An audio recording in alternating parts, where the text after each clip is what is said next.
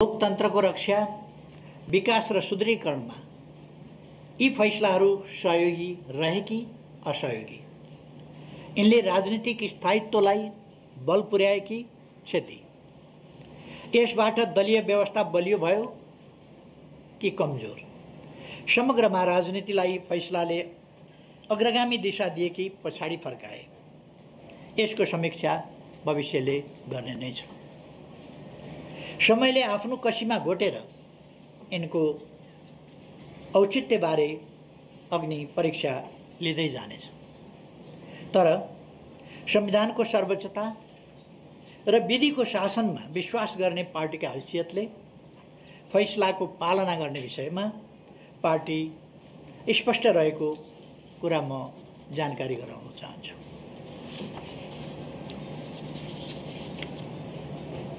नेपालको संविधान अक्षरहरूको सँगालो मात्रै होइन, यो त नेपाली जनताको दशकौं लामो पसिना, सङ्घर्ष र बलिदानको दस्तावेज हो।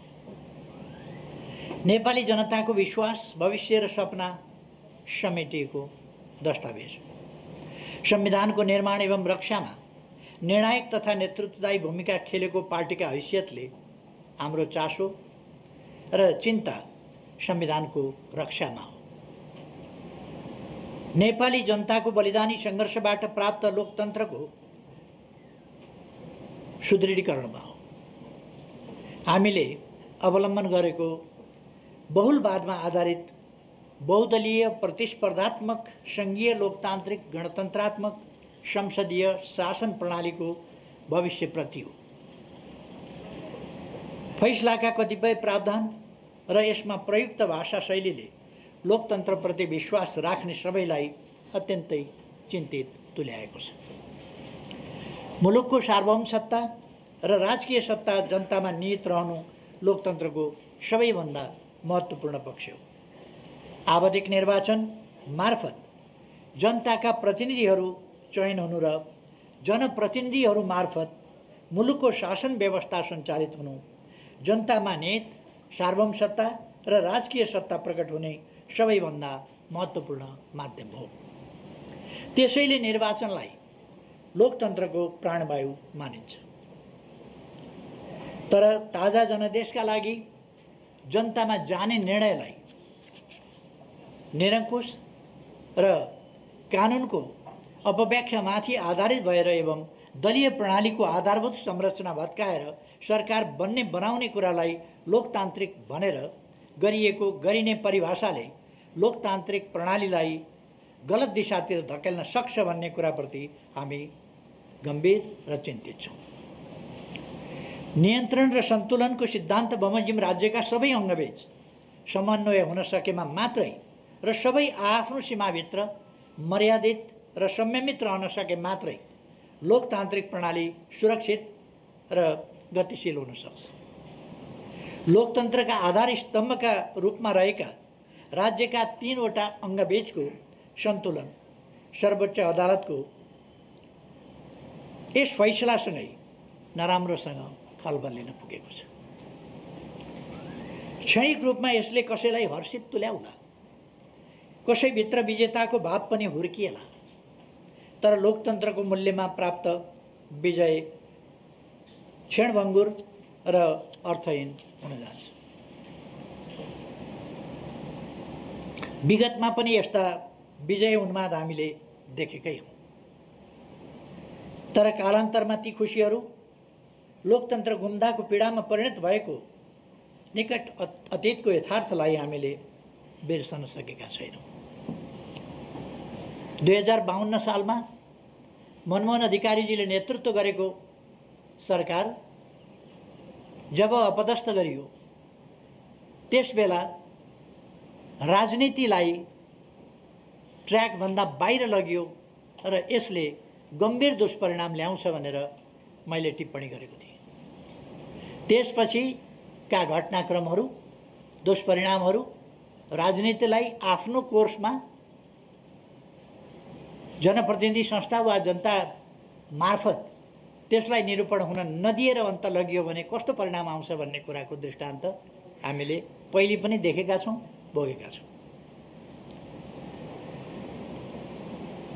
हाम्रो चिन्ता राज्यका मुख्य अङ्गहरू बीचको सन्तुलन खलबलिएर लोकतन्त्रको संरचना नै क्षतिग्रस्त होला कि भन्नेमा हो।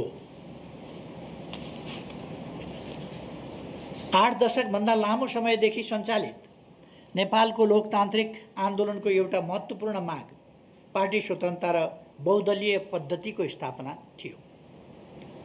विचारधारा, दर्शन र कार्यक्रम मिल्ने व्यक्तिहरूको समूह मिलेर दल खोल्न पाउने, त्यस्तो दलहरू आफ्ना कार्यक्रम लिएर जनताका बीचमा जाने र जनताबाट अनुमोदित दल या दलहरूले मुलुकको शासन सञ्चालन गर्ने प्रणाली लोकतन्त्रको महत्त्वपूर्ण विशेषता हो। दलले व्यक्तिलाई उम्मेदवारको रूपमा मनोनयन गर्छ। जनताले दलका घोषणापत्र हेरेर, दलका कामहरूलाई हेरेर, दलका आचरणहरूलाई हेरेर आफ्नो अभिमत प्रकट गर्छ। तर यसरी पार्टीको तर्फबाट उम्मेदवार बनेको र दलको चुनाव चिन्ह एवं घोषणापत्रका आधारमा जनताले विश्वास गरेर निर्वाचित गरेका प्रतिनिधिले सरकार बनाउने बेलामा चाहिँ जो कसैलाई समर्थन गर्न सक्छन्, उनीहरूले जुनसुकै ठाउँमा भोट हाल्न सक्छन्। त्यस्तो गर्दा उनीहरूमाथि कुनै हुइप लाग्दैन, लगाउनु हुँदैन, लगाउन पाइँदैन जस्ता कुरा र सांसदहरू दलका प्रतिनिधि मात्रै होइनन् भन्ने व्याख्याले हाम्रो दशकौँ लामो सङ्घर्ष, दलीय आस्थाका लागि चुकाएको मूल्य र दलीय प्रणालीको आधारभूत प्रस्थापनालाई नै चुनौती दिने काम गरेको छ। एउटै दलका सदस्यहरू सत्ता र प्रतिपक्ष बन्ने यस्तो परिकल्पना कुनै पनि लोकतान्त्रिक प्रणालीले गर्दै गर्दैन। निश्चित व्यक्तिका निश्चित आकांक्षा परिपूर्तिका लागि गरिएको संविधानको यस्तो अपव्याख्याले वस्तुतः संविधानको संशोधन गर्ने काम गरेको छ, पछि फर्किने गरी। हाम्रो लोकतान्त्रिक प्रणालीले भविष्यमा लामो समयसम्म यसले सिर्जना गर्ने राजनीतिक विकृतिहरूको मूल्य चुकाउनु पर्नेछ। राजनीति जब मूल्यहीन ढङ्गले चल्छ, विगतमा पनि 46 सालको आन्दोलन पछि पनि हामीले राजनीतिक विकृतिका विभिन्न स्वरूपहरू देखेका छौँ, जुन कुराको पुनरावृत्ति नहोस् भन्ने हामी चाहन्छौँ।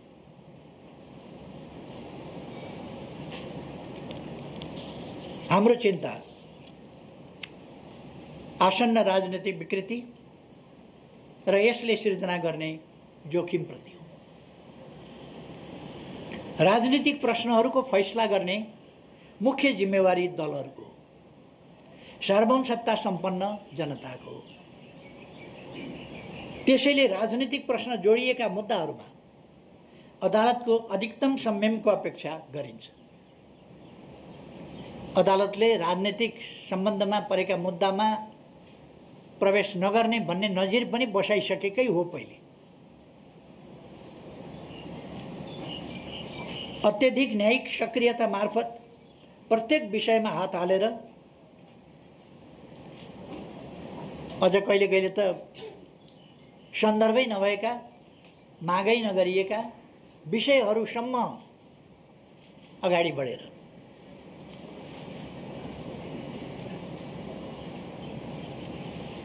अत्यधिक न्यायिक सक्रियता मार्फत प्रत्येक विषयमा हात हालेर त्यसरी न त गन्तव्यमा पुग्न सकिन्छ, न त्यति ठुलो भारी बोक्ने सामर्थ्य यस्तो निकायमा हुन नै सक्छ। खेल खेल्ने जिम्मेवारी खेलाडीहरूको, तर रेफ्री स्वयंमा गोल गर्ने या खास पक्षलाई जिताउने इच्छा जागृत भयो भने त्यसले जोखिम निम्त्याउँछ। अझ सन्दर्भ नै नउठेका या वादी पक्षले मागदाबी नै नगरेका विषयमा पनि, त्यस्ता विषयमा समेत फैसला दिँदा जटिलता मात्रै बढाउँछ। अहिले संवैधानिक नैतिकताको विषय पनि उठाइएको छ। मैले लोकतन्त्रका निम्ति सम्पूर्ण जीवन समर्पित गरेको छु। लोकतन्त्र मेरा निम्ति जीविका होइन, जीवन हो।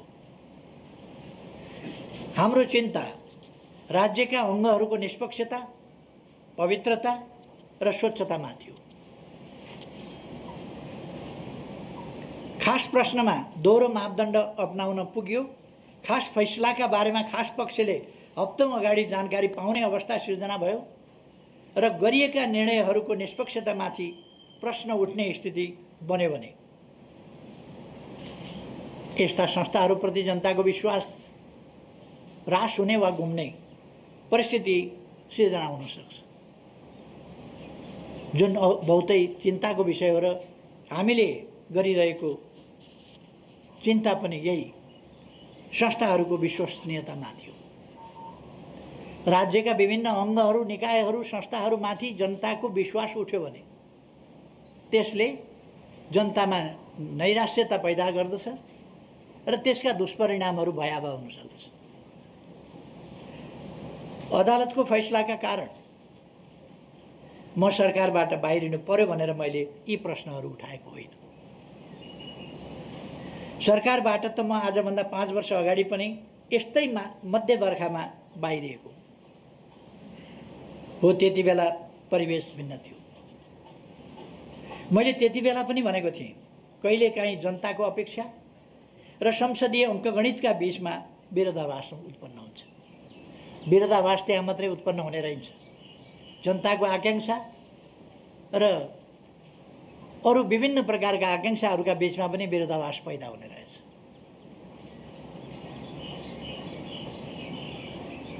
मैले भनेको थिएँ, यो नै समयको अन्त्य पनि होइन। मेरो अटल विश्वास जनतामाथि थियो र आज पनि छ र तिनै जनताको विश्वासबाट त्यसको 1.5 वर्षपछि मैले यो जिम्मेवारी सम्हाल्ने अवसर पाएको थिएँ।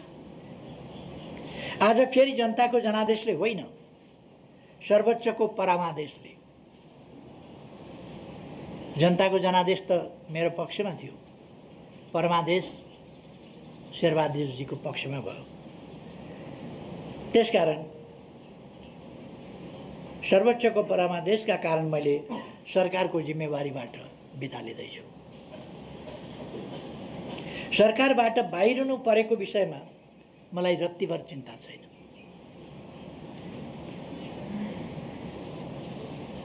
यसकारण पनि चिन्ता छैन कि मैले देश र जनताप्रति सम्पूर्ण निष्ठाका साथ र इमान्दारिताका साथ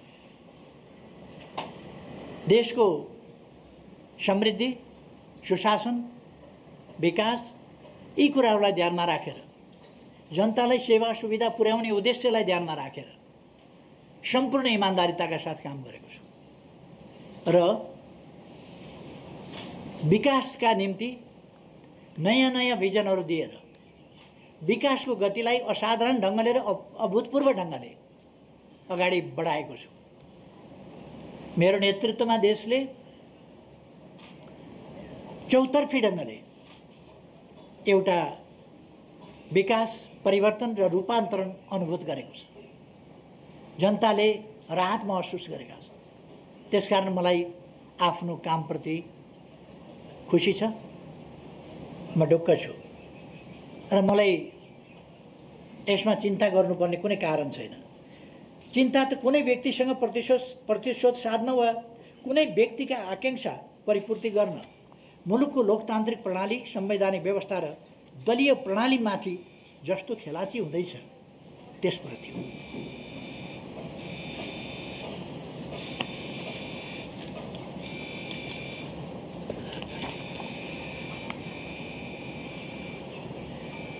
आज देश कोभिड-19 को महामारीबाट गुज्रिरहेको छ, जसरी विश्व पनि गुज्रिरहेको छ। म विगतका विवरणहरूतिर जान चाहन्न।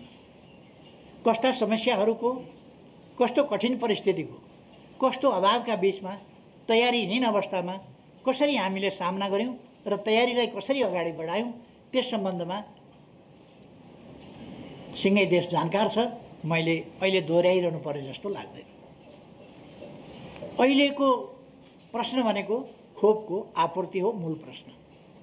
अब हामी कोभिड-19 लाई नियन्त्रण गर्ने चरणमा प्रवेश गरेका छौं र हामीले अब सम्पूर्ण नेपाली जनतालाई खोप लगाउने, खोप उपलब्ध गराउने प्रबन्ध गरेका छौं र देश खोप युक्त अवस्थामा सबैलाई पुर्याउने त्यस बाटोमा अगाडि बढिसकेको छ।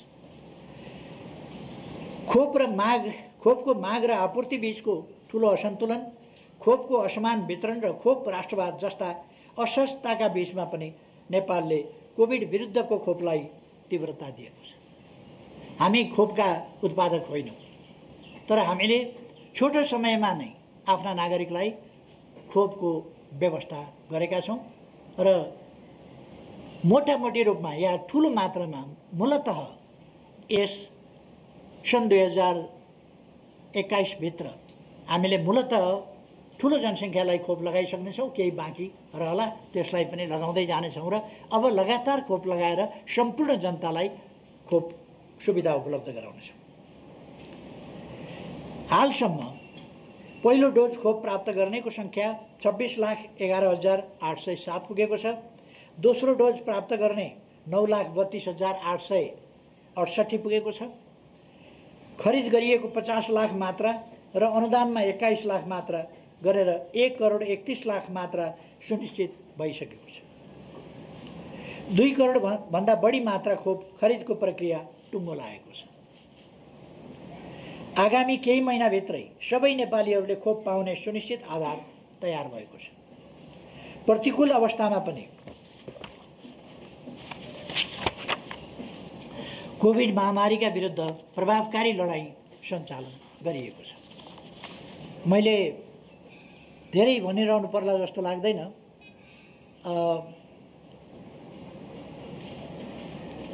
हामीले भारतबाट अनुदान 10 लाख र 1 लाख गरेर 11 लाख डोज प्राप्त गऱ्यौँ र चीनबाट र 10 लाख थप खरिद गऱ्यौँ। चीनबाट 40 लाख डोज हामीले खरिद गरेका छौँ, जसमध्ये 8 लाख आइसकेको छ र अरू 32 लाख क्रमशः आउँदै जान्छ। खोप लगातार हामी लगाउँदै जान्छौँ र खोप आउँदै पनि जान्छ। थप 60 लाख डोज खरिद प्रक्रिया अगाडि बढेको छ। अमेरिकाबाट उपहार स्वरूप हिजो मात्रै हामीले 15 लाख चान्सन डोज जोन्सन एन्ड जोन्सन, जो एक मात्र खोप लगाए हुन्छ, दोहोऱ्याएर लगाउनु पर्दैन, त्यो प्राप्त गरेका छौँ। चीनबाट प्राप्त अनुदान 18 लाख डोज, 16 लाख डोज अनुदान दिने नयाँ घोषणा भएको छ। जापानबाट आज मात्रै घोषणा भएको छ अस्ट्रेजेनिका करिब 16 लाख, जो भारतबाट आएको खोपको 1 डोज मात्रै लगाएर बाँकी रहेको जनसङ्ख्या थियो, त्यसलाई पनि डबल डोज अब दिन सकिन्छ। कोभ्याक्स अन्तर्गत 3,48,000 आएको छ र 3,50,000 आउँदैछ। कोभ्याक्स सुविधा अन्तर्गत 60 लाख डोज क्रमशः प्राप्त हुनेछ।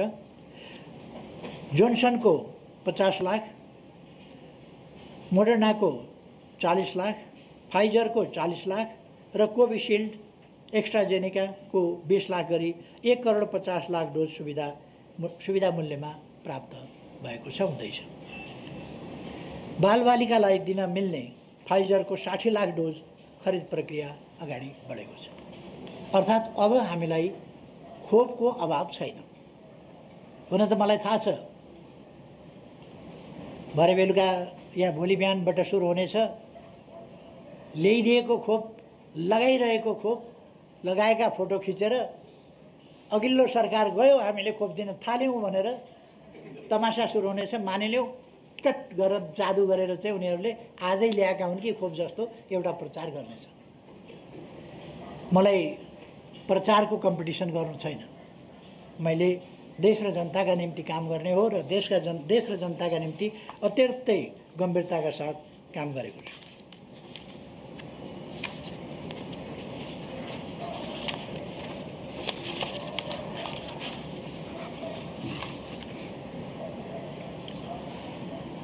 खोपको सम्बन्धमा मैले अरू धेरै केही भनिरहनु पर्ला जस्तो लाग्दैन।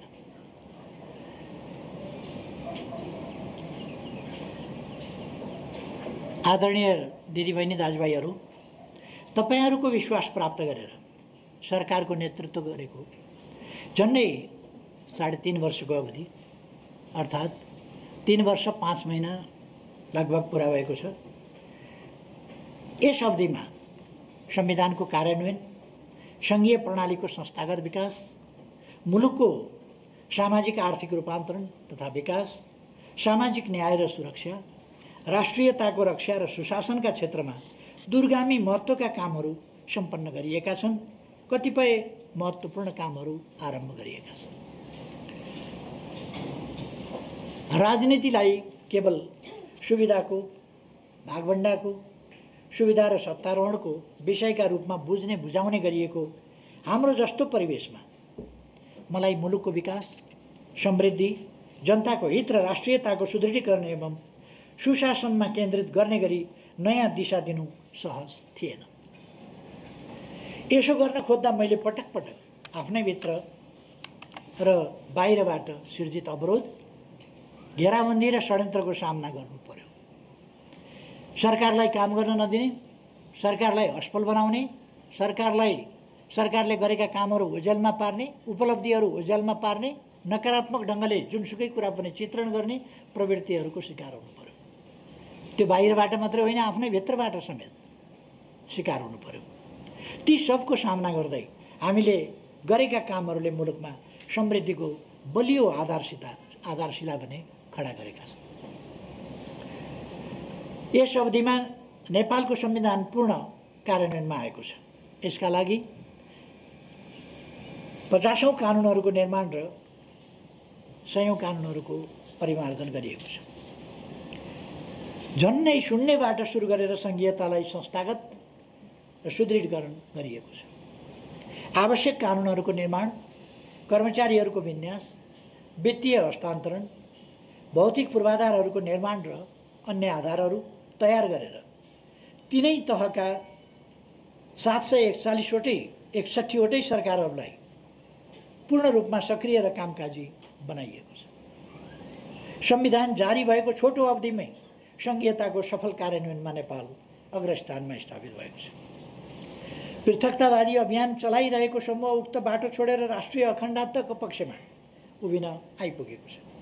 हिंसाको बाटो हिँडिरहेका समूह हिंसा परित्याग गर्दै आफ्ना सबै राजनीतिक गतिविधिहरू शान्तिपूर्ण ढङ्गले सञ्चालन गर्न सहमत भएका छन् र शान्तिपूर्ण राष्ट्रिय राजनीतिको मूलधारमा समावेश भएको छ। संविधानको स्वीकार्यता, सर्वस्वीकार्यता स्थापित भएको छ।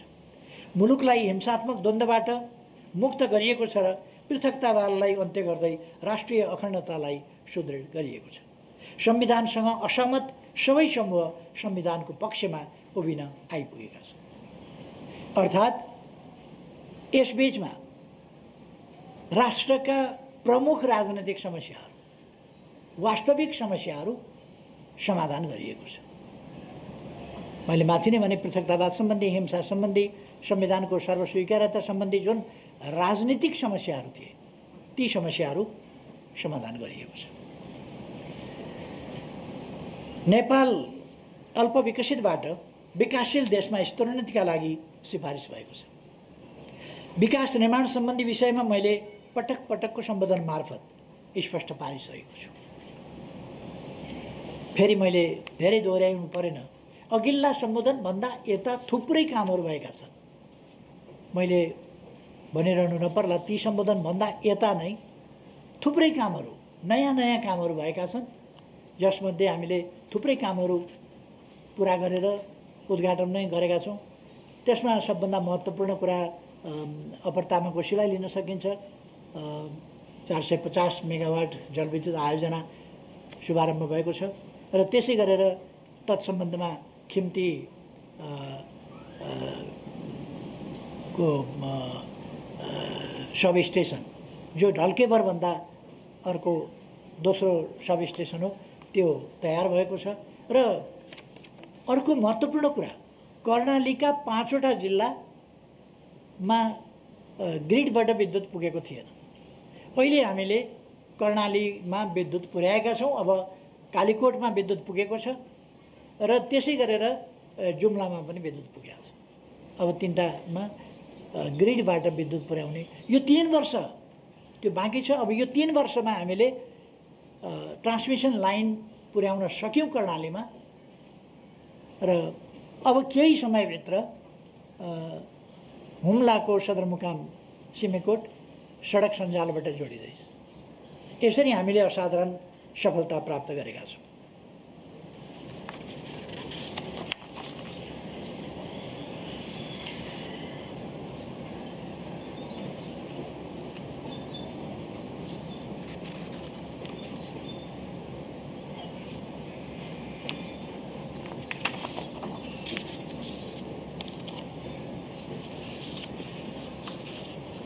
आदरणीय दिदीबहिनी तथा दाजुभाइहरू, यस बीचमा हाम्रो देश बाढी पहिरोबाट नराम्ररी आक्रान्त भएको छ। धेरैले जीवन गुमाउनु परेको छ। यति बेला म कोभिड-19 बाढी पहिरोबाट जीवन गुमाउनु हुनेहरू सबै दाजुभाइ दिदीबहिनीहरूप्रति हार्दिक श्रद्धाञ्जली अर्पण गर्न चाहन्छु।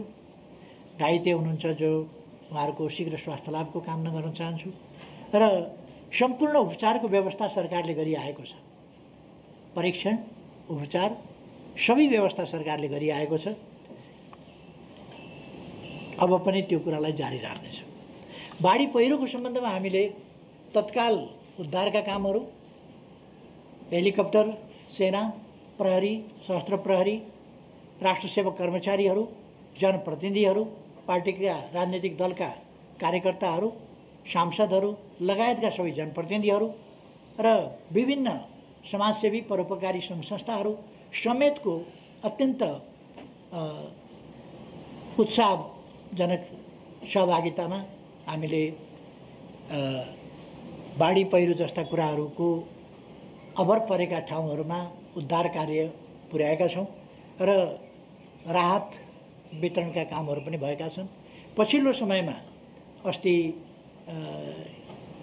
केही दिन अगाडि मात्रै कति गते हो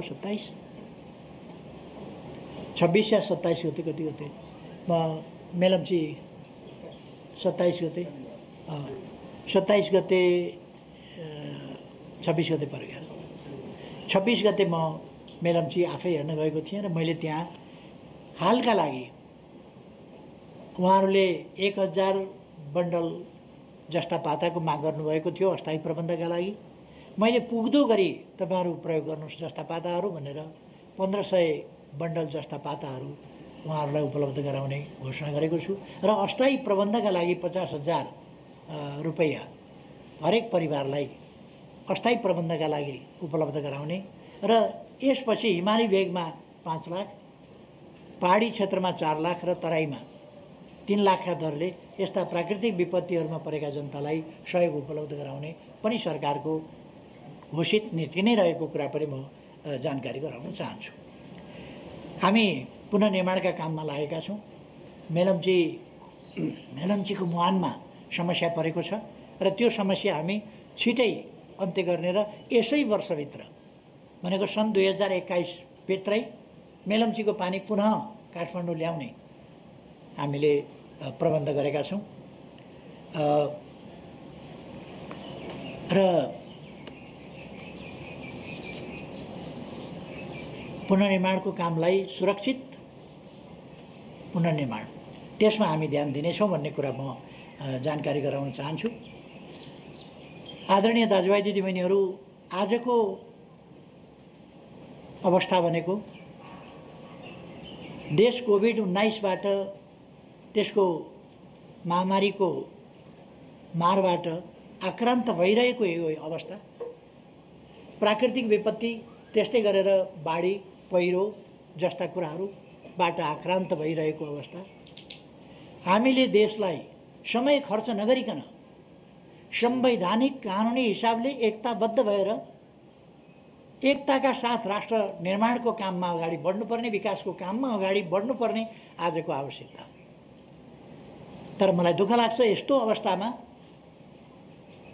द्वन्द्व बढाउने, परस्परमा असमझदारी, घृणा बढाउने र त्यो असमझदारी र घृणाबाट मुलुकलाई द्वन्द्वतर्फ धकेल्न खोज्ने प्रयासहरू भइरहेका छन् र एउटा गम्भीर षड्यन्त्र लोकतन्त्रका विरुद्ध भइरहेको छ।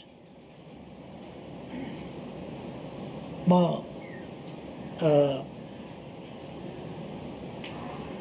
आजको आवश्यकतातिर, राष्ट्रिय एकताको आवश्यकतातिर विकास निर्माणका काममा एकताको आवश्यकतातिर सबैको ध्यान आकर्षण गर्न चाहन्छु। हामी कुनै उन्मादमा जान आवश्यक छैन, निराश हुन पनि आवश्यक छैन। यद्यपि हिजोको फैसला कतिले ऐतिहासिक भने, ऐतिहासिक त हुने नै भयो, यो पछिसम्म कालान्तरसम्म सम्झिनेछ, यसका असरहरू पर्नेछन्, यसको समीक्षा देशले गर्नेछ, यसका परिणाम र परिणतिहरूले असरहरू अभिव्यक्त गर्नेछन्। त्यसकारण यसलाई ऐतिहासिक भन्दा पनि केही फरक नपर्ला, तर कस्तो ऐतिहासिक त्यो पछि इतिहासले बताउला। हाम्रो आजको आवश्यकता चाहिँ वास्तवमा एकताबद्ध भएर जानुपर्ने थियो। यति बेला राष्ट्रिय सार्वभौम सत्तालाई, स्वाधीनतालाई वास्तविक अर्थमा सबल बनाउँदै जानुपर्ने त्यो आवश्यकता थियो। तर त्यस्तो हुन सकेन। आजको राजनीति विपरीत दिशामा लान खोजिँदैछ। देशमा निर्वाचन बाँकी अवधि संसद चलोस्, मेरो शुभकामना छ। बाँकी अवधि संसद चलोस्, समयमा निर्वाचन होस्, तर मलाई शङ्का छ। जे जस्ता घटनाहरू घट्दैछन्, जस्तो घटनाक्रम विकास हुँदैछ, यसले संसद पनि सही सलामत अगाडि जाला। अब बन्ने सरकार सही सलामत ढङ्गले अगाडि बढ्ला, शङ्कै छ। र यसले विगतमा यसमा अग्रणी भूमिका खेल्ने पात्रहरू परिचित पात्रहरू छन्। मैले धेरै भनिरहनु पर्दैन, परिचित पात्रहरू छन्। उनीहरूको इतिहास, उनीहरूको भूमिका, यो सबै कुरा पनि देशलाई थाहा छ, जनतालाई थाहा छ। मैले केही भनिरहनु पर्ला जस्तो लाग्दैन। यसपल्टको फैसलाले मेरो बारेमा पनि निकै धेरै प्रश्नहरू उठाएको छ। मैले झन्डै 6 दशक लोकतान्त्रिक आन्दोलनमा बिताएको छु। मैले अघि पनि भने, लोकतन्त्र मेरा लागि जीविकाको विषय होइन, लोकतन्त्र मेरा लागि जीवनको विषय हो। मैले आफ्नो सम्पूर्ण जीवन एक अवधि, एक चुनाव, एक फैसला, एउटा जिम्मेवारी, त्यसको आधारमा होइन, आस्थाको आधारमा, मैले निश्चित दृष्टिकोण, गन्तव्यको आधारमा देशलाई कहाँ पुर्याउने हो, कस्तो देश निर्माण गर्ने हो, आर्थिक रूपले, राजनीतिक रूपले देश कस्तो हुनुपर्छ, कसरी चल्नुपर्छ, हाम्रो लोकतन्त्र कसरी चल्नुपर्छ, त्यसको बारेमा मेरो आफ्नो दृष्टिकोण छ। सञ्चार माध्यमहरूमा अपव्याख्या गर्न खोजियो। आज सङ्कटकाल लगाउँछ, आज यस्तो गर्छ, आज सेना परिचालन गर्छ, आज उस्तो गर्छ। मैले भन्दै रहेँ, म राजनीतिक बाहेक अराजनीतिक खालका हत्कण्डा जनता र जनप्रतिनिधि संस्थाहरूका बीचमा बाहेक अन्यत्रबाट कुनै अस्वस्थ गतिविधि, अस्वस्थ तरिकाबाट अनुचित हत्कण्डा प्रयोग गरेर अगाडि जान मलाई मन्जुर छैन। किनभने मैले लोकतन्त्रका लागि जीवन समर्पण गरेको छु र अब 70 वर्ष पुगेपछि मैले झन्डै थाहा पाएदेखि 14 वर्षको उमेरदेखि लडाइँ गरेर आएँ लोकतन्त्रका लागि। र आज कन्स्टिट्युसनल मोरालिटीका कुरा म माथि उठाइयो। कन्स्टिट्युसनल मोरालिटीको कुराको मापदण्ड कुन चाहिँ न्याय सम्पादनका लागि कन्स्टिट्युसनल मोरालिटीको कुरा उठायो मलाई थाहा छैन। तर कन्स्टिट्युसनल मोरालिटी मेरा लागि, जसले जेल नेल खटेको छ, यातना सहेको छ, जीवन जोखिममा राखेर सङ्घर्ष गरेको छ, आधा शताब्दीभन्दा अलिक बढी नै समय। र म फेरि पनि भन्छु, मेरो मन मस्तिष्कमा देशबाहेक देशका जनता बाहेक, देशको सुरक्षा बाहेक, देशको स्वाभिमान बाहेक, देशको सार्वभौमसत्ता र स्वाधीनता बाहेक, देशको भौगोलिक अखण्डता बाहेक अनि देशको विकास, देशमा सुशासन, एउटा सभ्य समाजको स्थापना, सामाजिक न्याय र समानता सहितको समृद्धि, जसबाट अधिकार सम्पन्न जनताले अवसरसम्म पुग्न पाएर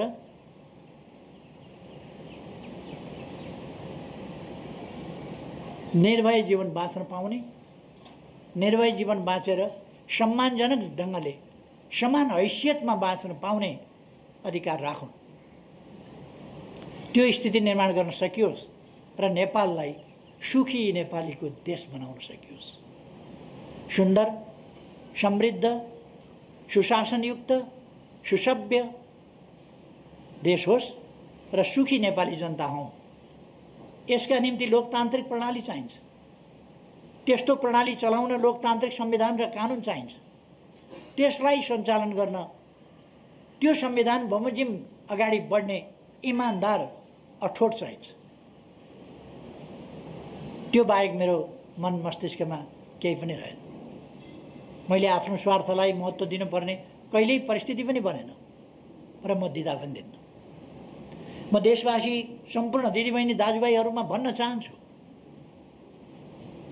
म सरकारमा जाँदा होस्, सरकारमा बसेर काम गर्दा होस् अथवा सरकारबाट जनताले हटाएको होइन मलाई। फेरि पनि म भन्न चाहन्छु, जनताको बीचमा जाने दिन आओस्, त्यति बेला यी कुराहरूको फैसला जनताले दिनेछ। आज म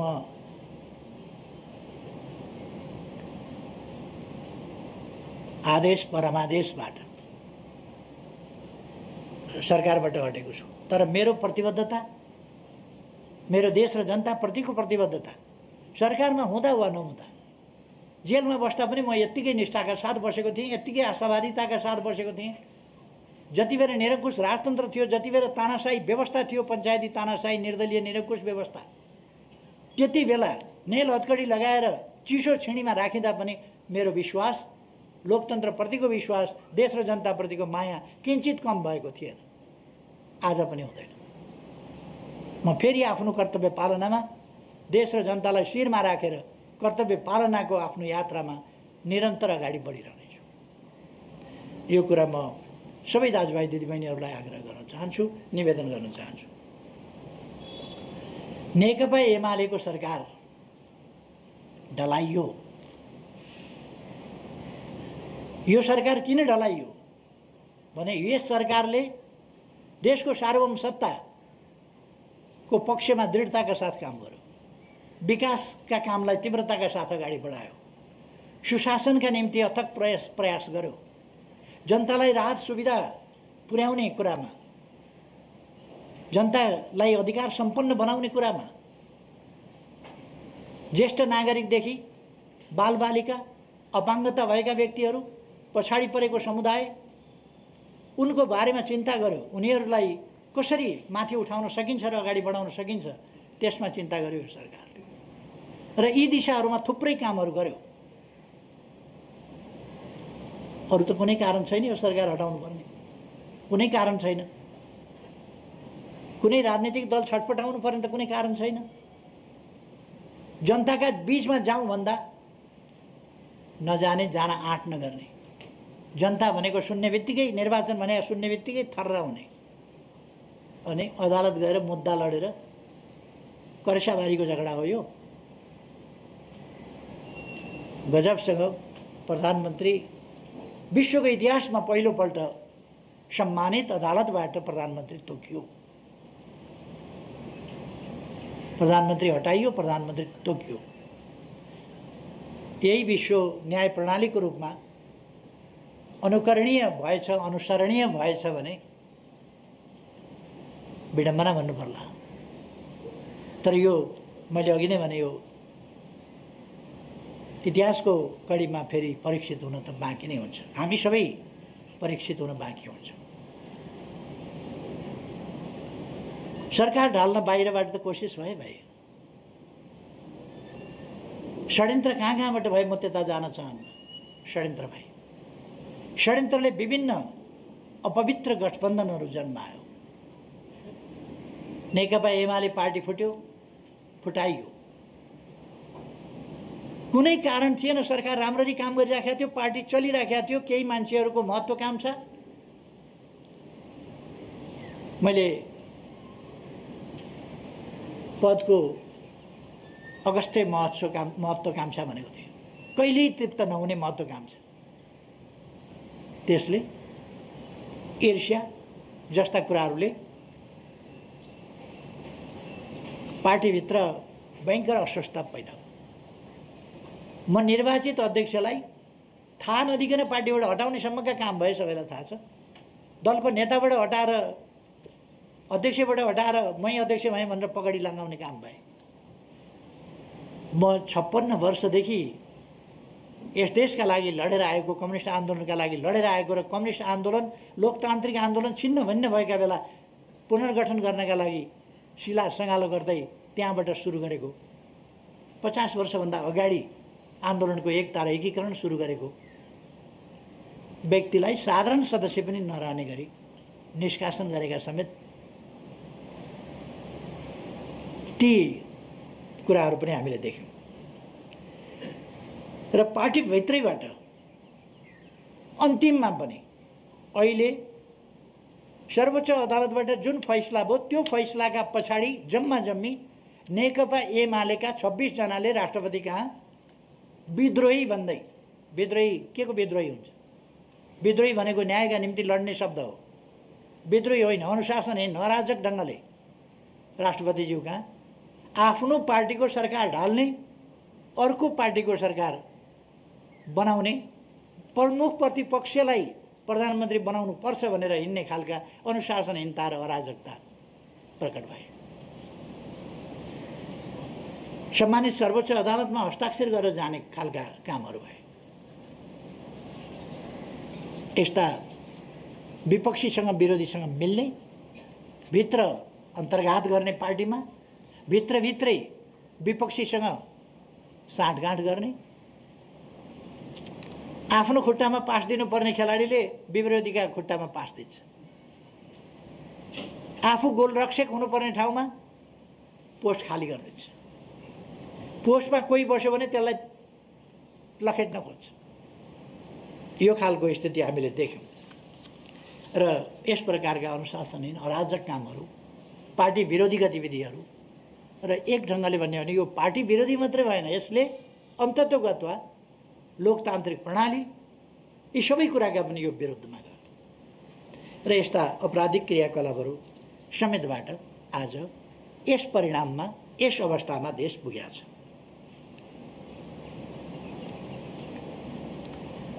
राष्ट्रमा एउटा उत्साह आएको थियो, विकास हुन सक्ने रहेछ, हामी गर्न सक्ने रहेछौँ, हामीले देशलाई सुरुङ युगमा प्रवेश गरायौँ, हामीले तुइनहरू विस्थापित गऱ्यौँ, धेरै ठुलो मात्रामा बाटाहरू बनायौँ, हाइवेहरू बनायौँ, सडक पुलहरू बनायौँ, स्कुलहरू बनायौँ, कलेजहरू बनायौँ, पुनर्निर्माणका विशाल कामहरू गऱ्यौँ। र यो सबै देख्दाखेरि विकास हुन सक्ने रहेछ भनेर विश्वास जनतामा पलायो। त्यो विश्वास, त्यसबाट आत्तिएकै तत्त्वहरूले यो सरकार लोकप्रिय हुन थाल्यो, यसले विकास गर्यो भनेर यसका विरुद्ध विषवमन गर्ने, अफवाह फैलाउने, झुटा कुराहरू प्रचार प्रसार गर्ने क्रियाकलापहरू मचाइरहे, जसले गर्दाखेरि आज जनतामा अलिकति केही अन्यल भ्रम पार्ने कोसिस भएको छ। कति पर्छ त्यो आफ्नो ठाउँमा होला। र म भन्न चाहन्छु, हामी जनतालाई अन्यलमा पर्न, भ्रममा पर्न दिँदैनौँ। कुनै पनि हिसाबले यस देशको सार्वभौमसत्ता, यस देशको स्वाधीनता, यस देशको भौगोलिक अखण्डता, यस देशको राष्ट्रिय हित, लोकतन्त्र, लोकतन्त्रका मूल्य मान्यता सहितको लोकतन्त्र, लोकतन्त्र सजीव अभ्यास सहितको लोकतन्त्र, यसमा हामी पछाडि पर्न दिँदैनौँ। हामीले थालेका विकास प्रयासहरूका अभियानहरूलाई किञ्चित हामी अल्पत्र पर्न दिँदैनौँ। हामी प्रतिपक्षमा भएर पनि खबरदारी गरिरहन्छौँ, तर प्रतिपक्षमा बस्ने म्याद पनि बेसरी नै भएदेखि 1.5 वर्ष न होला। त्योभन्दा अगाडि त कसैले रोक्ने ठाउँ त छैन होला। फेरि जनताका बिचमा जानुपर्ने होला। हाम्रो रोड म्याप, हामी फेरि पनि देशप्रति जिम्मेवार छौँ, लोकतन्त्रप्रति जिम्मेवार छौँ। र मैले सुरुमै भने हामी विधिको शासनमा विश्वास गर्ने, शक्ति पृथकीकरणको सिद्धान्तमा विश्वास गर्ने, स्वतन्त्र न्यायपालिकाको सिद्धान्तमा विश्वास गर्ने। कति बेर के फैसला भयो एउटा एकाध फैसलाको कुराबाट हामी विचलित हुँदैनौँ र यसलाई कुनै हिसाबले कहीँ तलमाथि परेको छ भने त्यसलाई सच्याउँदै अगाडि बढ्नुपर्छ आगामी दिनमा भन्ने ठान्छौँ। र अदालतको फैसला अनुचित छ, हाम्रा विरुद्ध छ, संवैधानिक हिसाबले हेर्ने हो भने त्यो उपयुक्त छैन। र जे भए पनि अदालतको फैसलालाई मानेर त्यसलाई कार्यान्वयन गरेर हामी अगाडि बढ्छौँ। म पार्टीका कार्यकर्ता साथीहरूलाई यस बीचमा आग्रह गर्न चाहन्छु, धैर्यता संयम गुमाउने होइन, आत्मविश्वास कम हुन दिने होइन। हामी देश र जनताप्रति समर्पित शक्ति हौँ। देश र जनताको रक्षा गर्ने, लोकतन्त्रको रक्षा गर्ने, संविधानको सजीव रक्षा, सजीव कार्यान्वयन र त्यसको समयानुकूल विकास गर्दै जाने अभिभारा हाम्रो काँधमा छ। समृद्ध नेपाल र सुखी नेपाली हामीले राष्ट्रिय आकांक्षा भनेका छौँ। त्यो आकांक्षा पुरा गर्ने अभिभारा हाम्रो काँधमा छ। त्यसकारण म पार्टीका कार्यकर्ताहरूलाई आग्रह गर्न चाहन्छु, सबै पार्टीका कार्यकर्ताहरूलाई पनि भन्न चाहन्छु, युवा पङ्क्तिलाई भन्न चाहन्छु, युवा पिँढीलाई भन्न चाहन्छु, यो देश युवा पिँढीको, यो देश आगामी पुस्ताको, यो देश भोलिको पुस्ताको। त्यसकारण भोलि हामीले, हाम्रा सन्ततिले फेरि हामीले जस्तै कठोर सङ्घर्ष गर्न नपरोस्, यसका निम्ति हामीले एउटा मजबुत आधार छोडेर जाउँ, एउटा सुन्दर विकसित समाज निर्माण गरेर जाउँ। त्यसका निम्ति हामी सबै हरेस खाएर होइन, उच्च मनोबल राखेर अगाडि बढौँ भन्ने म आह्वान गर्न चाहन्छु। हामीले राष्ट्रिय एकतालाई मजबुत बनाउनुपर्छ। म सबैलाई आग्रह गर्न चाहन्छु यस घडीमा कि हामी विभिन्न ढङ्गले अनेक प्रकारका हाम्रा विविधताहरूलाई अनेक शक्तिले उछाल्न सक्छन्। विविधता हाम्रो सम्पन्नता हो, समृद्धि हो, सम्पदा हो। तर हामीले त्यस कुरालाई वैमनस्यता, लडाइँ झगडाको विषय बनाउनु हुँदैन। त्यो समृद्धिलाई हामीले सम्पदाको रूपमा प्रयोग गरेर एकताबद्ध बनाउनुपर्छ र हाम्रो राष्ट्र एकताबद्ध भएर अगाडि बढ्नेछ। एकताबद्ध बनाएर अगाडि बढाउनुपर्छ। हामीले एकताबद्ध राष्ट्र, सुदृढ राष्ट्र, त्यसका निम्ति योगदान गरौँ र लोकतन्त्रको रक्षा गर्दै अगाडि बढ्न म फेरि एकपल्ट सबैमा हार्दिक आग्रह अनुरोध गर्न चाहन्छु। र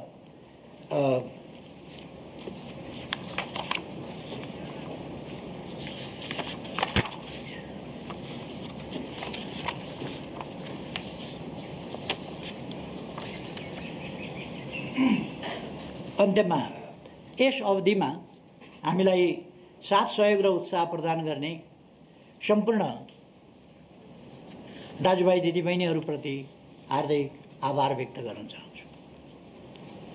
मैले नेतृत्व गरेको, मेरो नेतृत्वमा सञ्चालित सरकार ऐतिहासिक रूपमा सफल सरकार, त्यसको सफलतामा धेरैको योगदान छ र तपाईहरू सबैको सद्भावले यो सफलता प्राप्त भएको र हामीलाई अहिले पनि ऊर्जा दिइरहेको छ। आम नेपाली दाजुभाइ दिदीबहिनीहरू, देशभित्र देश बाहिर रहेका सबै राष्ट्रसेवक कर्मचारी साथीहरू, सुरक्षाकर्मीहरू, कोभिड विरुद्धको लडाइँमा अग्रमोर्चामा खटिएका डाक्टर, नर्स, स्वास्थ्यकर्मी अरू तमाम साथीहरू सबैप्रति म हार्दिक धन्यवाद भन्न चाहन्छु। हाम्रो विकास प्रयासमा निरन्तर सहयोग दिने मित्र राष्ट्रहरू र त्यहाँका राष्ट्र प्रमुख सरकार प्रमुखहरूप्रति पनि म हार्दिक धन्यवाद भन्न चाहन्छु। अहिले भर्खरै मैले कोभिड-19 सम्बन्धमा त्यसको विरुद्धमा खोपको कुरा गरेँ। यदि मित्र राष्ट्रहरूको साथ सहयोग हुँदैन थियो भने, उहाँका राष्ट्र प्रमुख सरकार प्रमुखहरूको साथ सहयोग हुँदैन थियो भने यो सफलता हामीले प्राप्त गर्न सक्दैनथ्यौँ। त्यसकारण म सबैप्रति आभार व्यक्त गर्न चाहन्छु। लोकतन्त्रको रक्षा र सुदृढीकरणका लागि हामी 24 घण्टा सजग भएर अब पनि खडा हुनेछौँ। थालिएका अग्रगामी कदमहरूको निरन्तरताका लागि खबरदारी गरिरहनेछौँ। मुलुकलाई अस्थिरतातिर, अर्थतन्त्रलाई ओह्रालो दिशातिर, जनतालाई अन्धकारतिर र संविधानलाई सङ्कटतिर धकेल्ने प्रयासका विरुद्ध हामी चट्टान बनेर उभिनेछौँ। मेरो पूर्ण विश्वास छ मुलुकले सुरु गरेको अग्रगतितिरको यात्रा कसैले पनि बिथोल्न सक्ने छैन र हामी त्यो बिथोल्न दिने पनि छैन।